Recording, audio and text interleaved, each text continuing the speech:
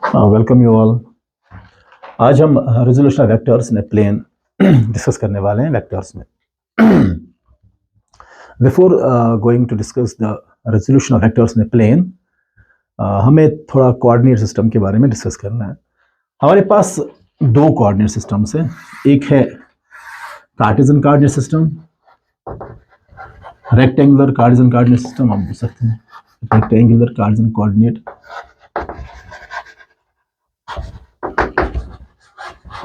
and another we have polar coordinate system. There we have polar coordinate system.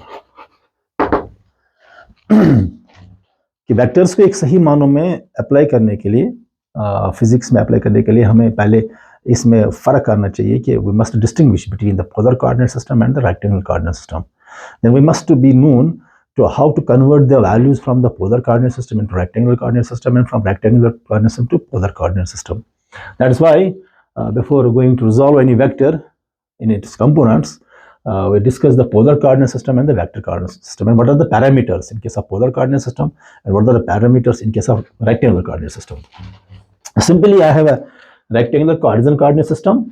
You know, this represents the x-axis and this represents the y-axis. And suppose it's a polar coordinate system. Now, how we are representing the parameters in terms of a Cartesian coordinate system and in the polar coordinate system. If suppose this is a vector, position vector r, how this position vector can be written and how to find the magnitude of this very position vector. You know, this is an xi component here along this direction is xi vector, and along this vector it is yj vector. This is a y-axis here. You draw the parallel vector here, yg, it's xi. So your position vector r is equal to xi plus yg. When you find the magnitude, you simply, it's a 90-degree angle here. You use a Pythagoras theorem, is base square plus perpendicular square is equal to hypotenuse square. So your mod of r comes out to be equal to under root of x square plus y square. And you have also theta here. So your tan theta using the same triangle OAB, by write the OAB triangle, you can write tan theta is equal to perpendicular, that is mod of magnitude of perpendicular divided by base, that's xi. So theta is equal to tan inverse of y by a. This gives the direction part and this gives the magnitude part. This is how you are using the polar rectangular coordinate system. Rectangular coordinate system, you have x value, you move along the x direction, then you move along the y direction, and at that very point you draw the vector from the origin called a position vector, and that position vector is represented by the sum of the two vectors xi and yj. यानी कि अगर आपको एक point तक पहुंचना है, O से B तक पहुंचना है, आपने ड्रॉ किया, आप along x axis xi value चले गए और फिर आपने यहाँ से मूव यहाँ की तरफ किया है, yj वैल्यू चले गए. As x and y are the symbolization, you can have a 3i, 2j, then you reach here and you draw the position vector from the origin to this point. You get r in terms of x and y.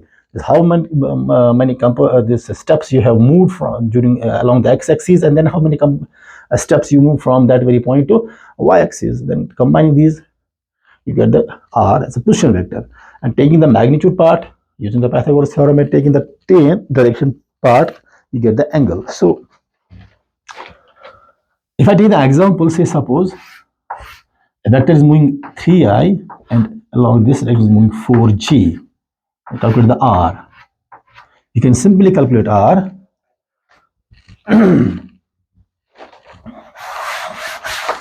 R is equal to, mod r is equal to, or r vector is equal to 3i plus 4g.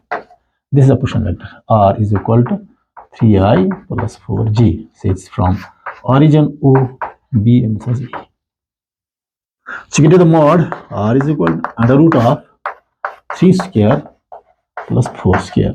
And you can understand also tan theta. Tan theta is equal to 4 by 3. So in this case, you have given values x and y. Here, the parameters are x and y. So your r is a function of x and y. That is, you can, in other words, understand this.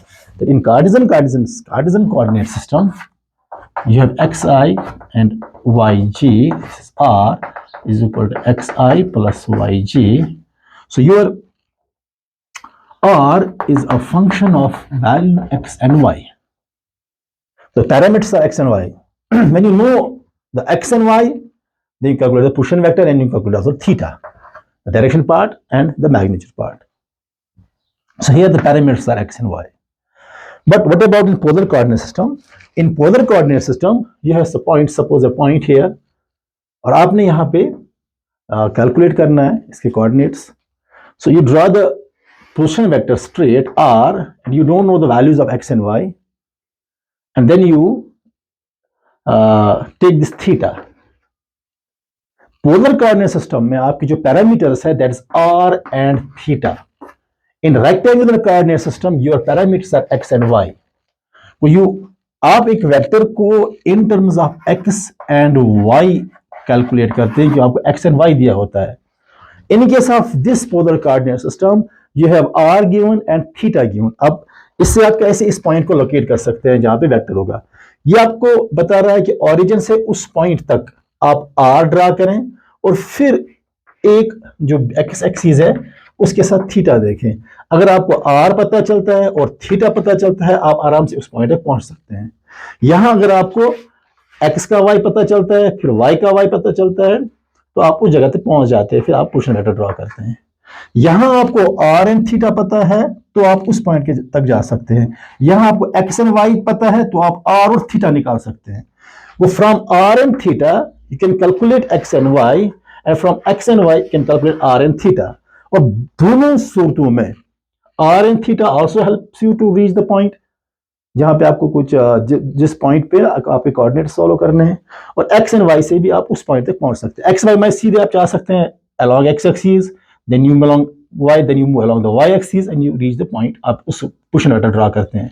यहां पे आपको सीधे distance पता होती है, कहां तक कितना दूर है, पोजीशन वेक्टर का वैल्यू क्या है, और पोजीशन वेक्टर ने कितना एंगल बना दिया.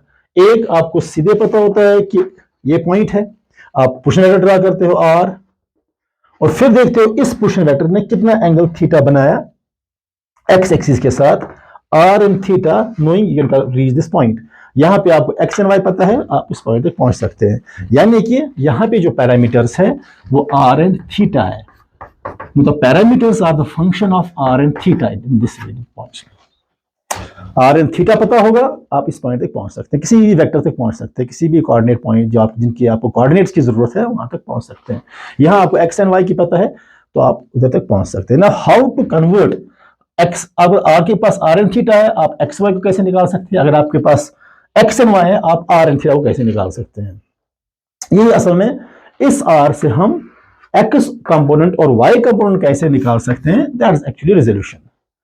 r वेक्टर जो है इससे हम x कंपोनेंट और y कंपोनेंट कैसे निकाल सकते हैं, वही इसका रेक्टेंगुलर रेजोल्यूशन कहलाता है.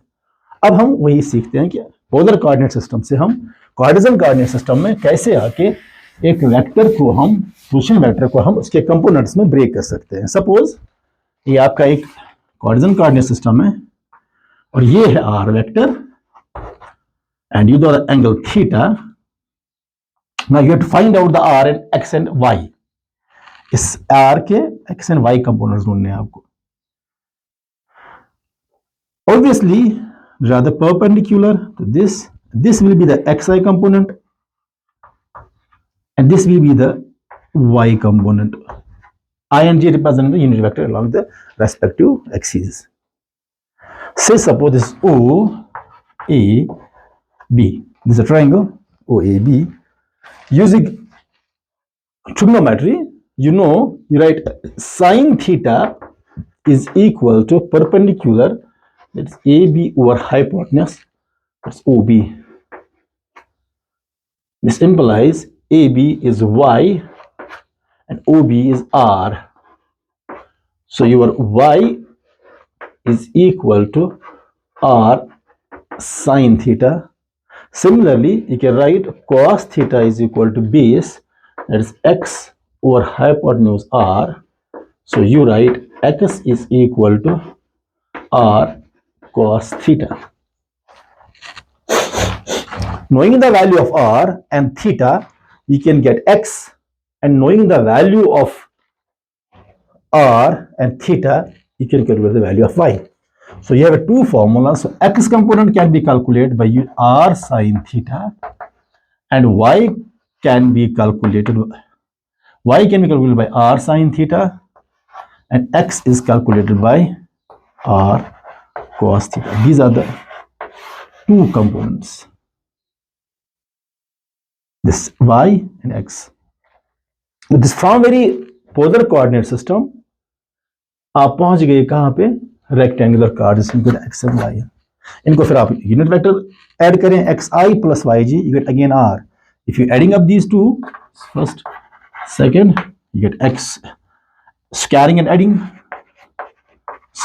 adding, you get x square plus y square is equal to r square common आ जाएगा, get sin square theta plus cos square theta.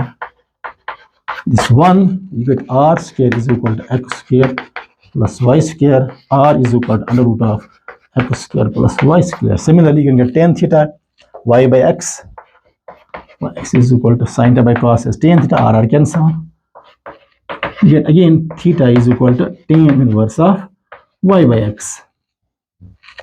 तो आप एक पोलर कोऑर्डिनेट सिस्टम से रेक्टेंगुलर कंपोनेंट्स निकाल सकते हैं. इसके ऊपर एग्जांपल करते हैं. सपोज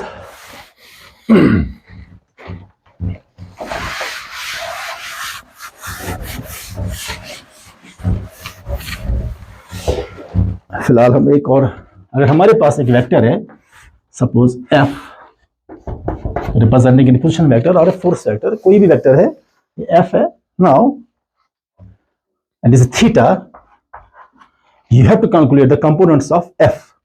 आपके f के कितने कंपोनेंट्स हैं, दो कंपोनेंट्स, इसको रिजॉल्व करना है. ऑब्वियसली यहां से fx कंपोनेंट होगा and it will be it's fy component.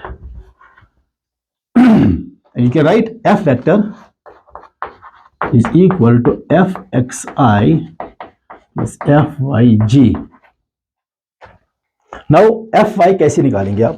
You write sin theta is equal to perpendicular बटा hypotenuse. Sin theta is equal to fy by f. This implies fy is equal to f sin theta, and fx cos theta is equal to base over hypotenuse. That implies fsx is equal to f cos theta. This is the horizontal component, this is the vertical component. So you broke this f in its horizontal component, then fx component is equal to f cos theta, and fy component is equal to f sin theta. So this is how from resolution you can break into its components. So let us now take an example. Suppose if same f is equal to, suppose if you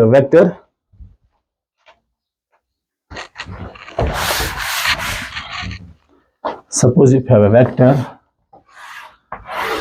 f is equal to 10 Newton, making an angle 30 degree. How you calculate this horizontal component and vertical component? How you take resolve this f? So this can be resolved like this. You know, this is this vertical component, this fy, and this is horizontal component fx. How you can write it in terms of a Cartesian coordinate system? As I show you that fx is equal to f cos theta. Instead of f, you write 10 into cos 30. That's equal to 10 into cos 30 is root 3 by 2. 5, that's 5 root 3. And similarly, you can write fy is equal to f sin theta. It comes out to be equal to f is 10 into sin 30, and sin 30 is 1 by 2, comes out to be 5. So you can write f in the vector form, f is equal to 5 root 3 along I plus 5g along y-axis. This is a vector form in terms of Cartesian coordinate system. This was in a polar coordinate system, or you can write that f is resolved in its components.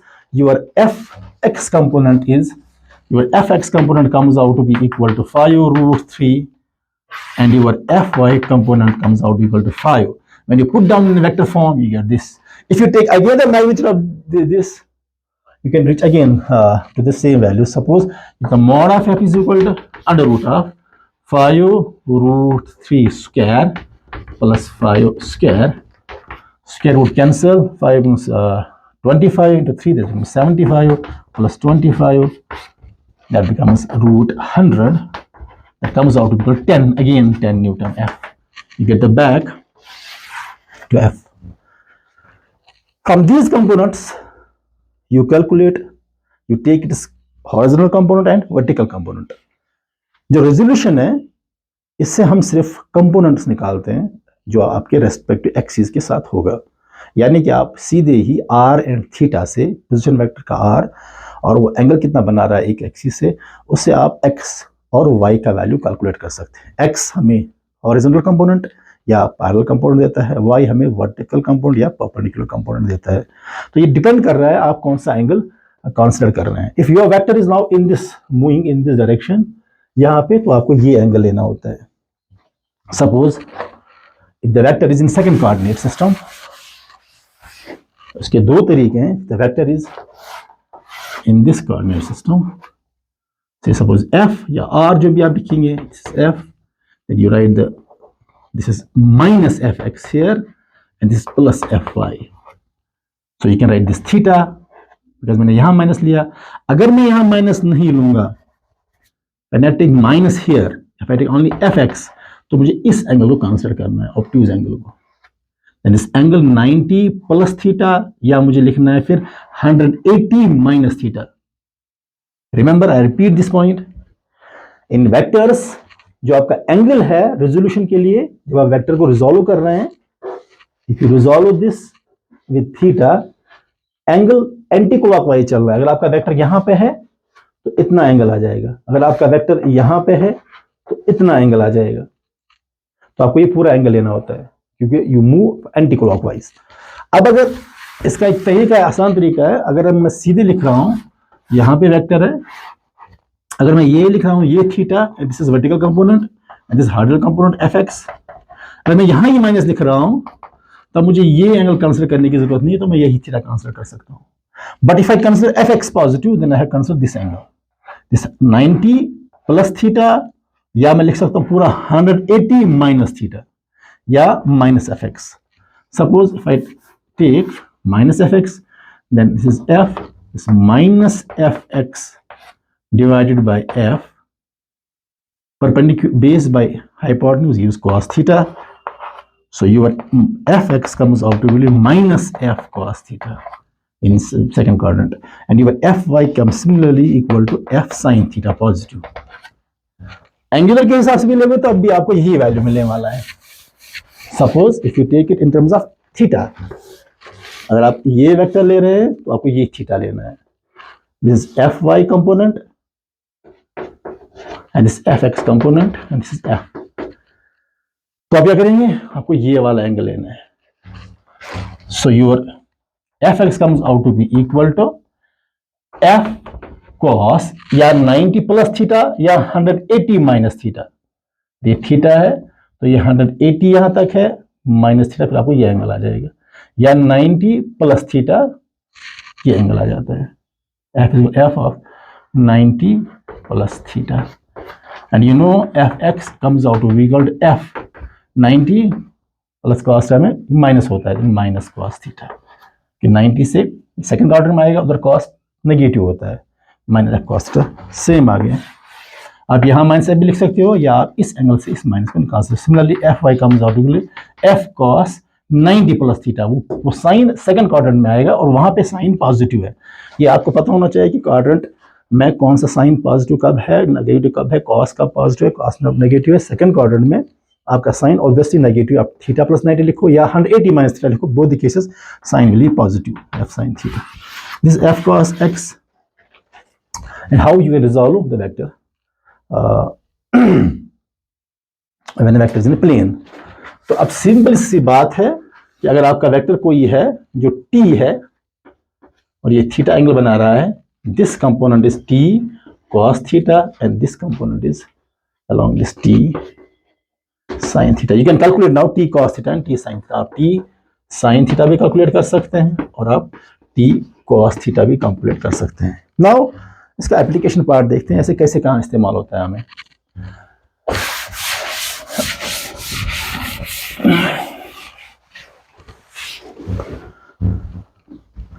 यहाँ ही बताता चलूं कि vector में अगर negative होगा vector और algebra में ये फर्क है कि अलजेब्रा में अगर -5 है और +3 है, -5 इज लेस देन +3.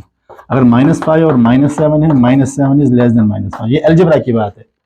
वेक्टर में माइनस सिर्फ डायरेक्शन बता देता है आपका, बाकी मैग्नीट्यूड सेम ही है. -7 इज ग्रेटर देन -5i. हमेशा वेक्टर में आपका जो नेगेटिव है वो आपका सिर्फ डायरेक्शन और सेंस बता देता है.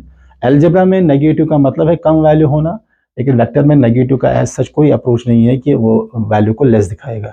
Negative only in vectors means opposite direction. आपका -7i is greater than -5i, but in algebra पर -7 इज लेस देन -5. अलजेब्रा और वेक्टर में डिफरेंस करना जरूरी है क्योंकि वेक्टर एक अलग लैंग्वेज है और इसमें कुछ लॉज अलग है, इसमें कुछ ये मैग्नीट्यूड पे डिपेंड है. It is only based on the absolute value. So इसमें नेगेटिव का कोई कॉन्सेप्ट नहीं है. यहाँ पे सिर्फ नेगेटिव आपको सिर्फ डायरेक्शन अपोजिट कर देता है. सपोज हमारे जब 2 डायमेंशनल मोशन पढ़ते हैं, सिर्फ मैं 2 डायमेंशनल मोशन की बात कर रहा हूं. हमने अब तक पढ़ा कि अगर ये एक वेक्टर है और ये एक वेक्टर है, चाहे पाइथागोरस लॉ हमने इस्तेमाल किया, कोई भी लॉ इस्तेमाल किया, इसका जो रिजल्टेंट है वो ऐसे होगा. कहीं भी आप देखिए आपके पास 2 वेक्टर्स हैं ऐसे, तो आप कहेंगे पाइथागोरस बीच में है, सॉरी ये रिजल्टेंट बीच में है, और ये ए है ये बी है, यहां भी ये सिमिलरली है. इसको हम अदरवाइज भी इस बात को हम अदरवाइज समझेंगे. अगर मेरे पास ऐसा वेक्टर एक है, सिर्फ एक ऐसा वेक्टर है, तो मैं ये कह सकता हूं कि शायद ये किसी 2 वेक्टर का रिजल्टेंट है. यहां पे ऐसे देखा आप, ये 2 वेक्टर है तो आपके पास आर रिजल्टेंट है. आप इन 2 को गायब करें तो आप कह सकते हैं ये जो आर है, ये वेक्टर है जो आर है ऐसे मूव कर रहा है. इसका मतलब है इसके पीछे कुछ 2 वेक्टर्स है जो मैं दिखा नहीं रहा हूं लेकिन वो है, यानी कि ये इन 2 का रिजल्टेंट है, या 3 का हो सकता है. अब हम 2D की बात कर रहे हैं, हम 2 डायमेंशनल की प्लेन की बात कर रहे हैं, तो हम 2 पे ही रहेंगे. जब आप स्पेस में जाएंगे तब आपका ट्रेंड चेंज होने वाली है. अब ये वेक्टर जो है ना इस सीध में, अब अगर ये वेक्टर मैं ऐसे रखूंगा, अब कोऑर्डिनेट सिस्टम कैसे मैं इस पे ड्रॉ कर रहा हूं वो डिसाइड करेगा वेक्टर प्लेन में है या एक्सिस पे है. सपोज अगर वेक्टर ऐसे हैं और मैंने कोऑर्डिनेट प्लेन ऐसे डाला तो ये वेक्टर प्लेन में फंस गया. अगर यही वेक्टर ऐसे है और मैंने कोऑर्डिनेट सिस्टम ऐसे डाल दिया तो ये वेक्टर 1 डायमेंशनल बन गया. ये सिर्फ एक ही लीनियर बन गया, एक ही डायरेक्शन में आ गया, ये सिर्फ एक्स एक्सिस पे आ गया. ये डिपेंड कर रहा है कि आप कोऑर्डिनेट सिस्टम कैसे डाल रहे हो. Representation of coordinate system will decide whether the vector is a 1 dimensional or the vector is in plane. अब ये वेक्टर है, मैंने कोऑर्डिनेट सिस्टम ऐसे डाल दिया तो ये वेक्टर प्लेन में आ गया. अब यही वेक्टर है और मैंने कोऑर्डिनेट सिस्टम ऐसे डाल दिया तो ये वेक्टर 1 डायमेंशनल बन गया, ये एक्स एक्सिस में आ गया, आई में आ गया. तो वेक्टर आप कैसे ड्रॉ कर रहे हो, फिर वेक्टर पे जो आप कोऑर्डिनेट सिस्टम डाल रहे हो, चाहे आप पोलर डाल रहे हो या आप रेक्टेंगुलर सिस्टम डाल रहे हो, वो डिसाइड करेगा कि वेक्टर प्लेन में आ रहा है या वेक्टर लीनियर बन रहा है. अब अगर वेक्टर लीनियर बन रहा है, सिर्फ एक्स एक्सिस के थ्रू आ रहा है, या वेक्टर सिर्फ वाई एक्सिस के थ्रू आ रहा है, तो ये 1 डायमेंशनल है, इसका वैल्यू जे होगा या इसका वैल्यू आई होगा. लेकिन यही वेक्टर अगर प्लेन में फंस रहा है या इस प्लेन में फंस रहा है, सेकंड कोऑर्डिनेट में फंस आ रहा है, या थर्ड कोऑर्डिनेट में आ रहा है ऐसे, या फोर्थ कोऑर्डिनेट में आ रहा है ऐसे, ये जो वेक्टर जो एक्स एक्सिस पे जा रहे हैं, चाहे एक या दो, इनको कुछ नहीं करना, इनका वैल्यू सीधे निकल जाएगा. लेकिन ये जो वेक्टर है इनको रिजॉल्व करना जरूरी है। जो भी वेक्टर प्लेन में आ जाएगा उसको रिजॉल्व करना लाजमी है। Take it once for all, vector जो किसी एक्सिस पे जा रहा है, चाहे एक्स एक्सिस पे जा रहा है या वाई एक्सिस पे जा रहा है, उसको रिजॉल्व करने की कोई जरूरत नहीं है, क्योंकि जब आप कोऑर्डिनेट सिस्टम डाल रहे हो आपका एक फोर्स उस वेक्टर को रिप्रेजेंट करेगा। लेकिन जो भी वेक्टर, चाहे वो फर्स्ट क्वाड्रेंट में आएगा, सेकंड क्वाड्रेंट में आएगा, थर्ड क्वाड्रेंट में आएगा, फोर्थ क्वाड्रेंट में, वो रिजॉल्व करना ही करना है। और एंगल कौन सा लेना है? आपको एंटी क्लॉकवाइज चलना है। ये एंगल लेना है, ये एंगल लेना है, ये एंगल लेना है। या इनका वैल्यू नेगेटिव ले सकते हैं आप। ये जो नेगेटिव, यहाँ पे दोनों नेगेटिव आ जाएंगे, एफ भी नेगेटिव आएगा, वाई भी नेगेटिव आएगा। यहाँ एक्स पॉजिटिव आएगा, वाई नेगेटिव आएगा। इसमें दोनों पॉजिटिव आएंगे, एक्स भी वाई भी पॉजिटिव। इसमें एक्स नेगेटिव आ जाएगा, वाई पॉजिटिव आ जाएगा। इसमें एक्स नेगेटिव, वाई नेगेटिव। इसमें एक्स पॉजिटिव आएगा, वाई नेगेटिव आएगा। और आपको ये एंगल लेना है एंटी क्लॉकवाइज। और जो वेक्टर प्लेन में आएगा उसको रिजॉल्व करना ही करना है। अब हम कैसे समझ सकते हैं इसको? सपोज आपका एक ऑब्जेक्ट है, सपोज एक ऑब्जेक्ट है, ये इक्विलिब्रियम में है। इक्विलिब्रियम कब होगा? जब चारों साइड से फोर्स बराबर है। सपोज यहां से इसका वेट, यहां पे मैं एक कोऑर्डिनेट सिस्टम डाल रहा हूं। अब मैंने कोऑर्डिनेट सिस्टम ऐसे डाल दिया। ये ऑब्जेक्ट है, इसका मास से m है। ऑब्वियसली आप जानते हो इसका वेट नीचे की तरफ होगा, वो वेट अपना वेक्टर दिखाएगा। ऑब्वियसली यहां से जो सरफेस है नॉर्मल रिएक्शन प्रोड्यूस करेगा अपवर्ड्स।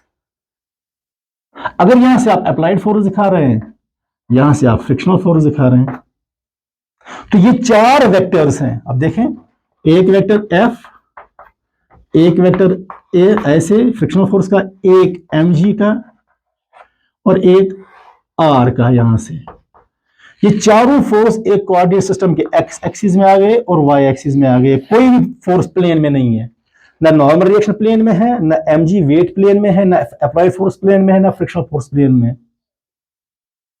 और चारों अगर ये बराबर है तो ये पॉइंट इक्विलिब्रियम पे है। तो net force on is equal to 0। और जब भी नेट फोर्स 0 होगा तो सिस्टम इज इन इक्विलिब्रियम। अब ये m, अब अगर मैं सपोज कर रहा हूं कि मैं इससे यहां से रस्सी बांध रहा हूं और इसे खींच रहा हूं with the force of some f से, with the force tension t या कुछ भी, यहां से रस्सी बांधी तो यहां से मैं t कर रहा हूं और वो एंगल बना रहा है यहां पे से सपोज थीटा। अब ये चार फोर्स रेस्पेक्टिव एक्सिस में थे, ऑब्जेक्ट था इक्विलिब्रियम में।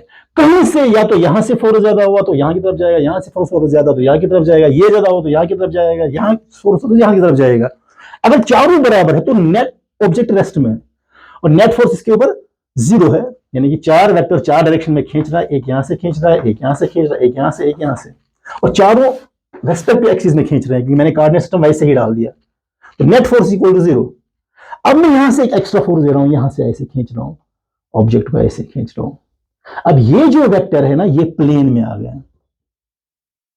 ये वेक्टर जो है ना, ये प्लेन, इसको मैंने करना है रिजॉल्व। और जो F है अप्लाइड फोर्स, इसका एक कंपोनेंट एज ए F काम करेगा और इसका एक component as a normal reaction काम करेगा। ये जो नॉर्मल रिएक्शन और ये F अप्लाइड फोर्स ना, ये सिंबलाइजेशन है, ये हम लिखते हैं। लेकिन ये आते कहां से? ये यहां से आ जाएंगे। तो जब हम इसका हॉरिजॉन्टल कंपोनेंट लिखेंगे तो हम यहां से लिखेंगे t cos थीटा। आप देखा आपने कैसे इसका होगा। और यहां से इसका जो कंपोनेंट होगा वो t sin थीटा। यानी कि नॉर्मल रिएक्शन जो यहां से होगा और जो होगा वो t sin थीटा, यानी कि इसका एक कंपोनेंट यहां से होगा और इसका एक कंपोनेंट यहां से होगा, हो गए इसे कंपोनेंट्स। यानी कि ti plus txi plus tyj gives a total tension t। और tx जो है वो है t cos थीटा और ty जो है वो है t sin थीटा। अगर ये वेक्टर है तो ये वेक्टर आपको रिजॉल्व करना ही करना है। और इसका एक कंपोनेंट एक्स एक्सिस में आ जाएगा, आई की डायरेक्शन में आएगा, और एक जी की डायरेक्शन में आ जाएगा। अगर ये वेक्टर यहां से हुआ सपोज, तो आपको इसको यहां से रिजॉल्व करना है। फिर यहां से इसका कंपोनेंट t cos थीटा और यहां से इसका वर्टिकल कंपोनेंट आएगा t sin थीटा। एंगल कौन दिया हुआ? ये थीटा जो होगा, या अगर यहां से एंगल होगा तो इतना लेना होगा आपको। तो डिपेंड करेगा आपको कौन सा थीटा लेना है, कौन सा पोर्शन लेना है। इस t का इधर t sin थीटा। सपोज मैं इसके ऊपर एक और न्यूमेरिकल बताता हूं। यहाँ पे एक सपोज छोटी टायर या गाड़ी एक खिलौना है, बच्चा एक खींच रहा है इसको, tension T is equal to say suppose कुछ भी ले आप 10 newton. It makes an angle with horizontal surface 45 degree. You have to find out this horizontal component and vertical component. Draw a coordinate system. Coordinate system draw किया, आपको theta मिल गया, आपको t है. You know horizontal component will be equal to tx will be equal to t cos theta, and its y component will be equal to t sin theta. T को value देते 10 into cos 45, that's 1 by root 2, and t sin theta is 10 into sin 45 also 1 by root 2. So you get t vector comes out to be equal to 10 over root 2 times I plus 10 over root 2 times g. ये इसके horizontal components हैं। यहाँ से इसका जो value होगा t cos theta is equal to 10 by root 2.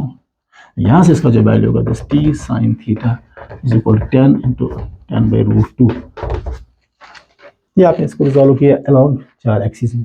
क्योंकि जो 2 डायमेंशनल मोशन है, आपको फोर्स सिर्फ F यहां से है, F यहां से है, mg यहां से है और वेट यहां से है। आपको जो भी वेक्टर बीच में प्लेन में फंसेगा आपने उसे रिजॉल्व करना ही करना है। यानी या तो वो अप्लाइड, उसका वो वेक्टर जो होगा उसका एक कंपोनेंट या तो अप्लाइड फोर्स होगा या फ्रिक्शनल फोर्स होगा, उसका दूसरा कंपोनेंट या तो नॉर्मल रिएक्शन होगा। अगर यहां से वेक्टर होगा उसका एक कंपोनेंट वेट कहलाएगा और उसका एक कंपोनेंट फ्रिक्शनल फोर्स कहलाएगा या अप्लाइड फोर्स कहलाएगा, डिपेंडिंग अपॉन।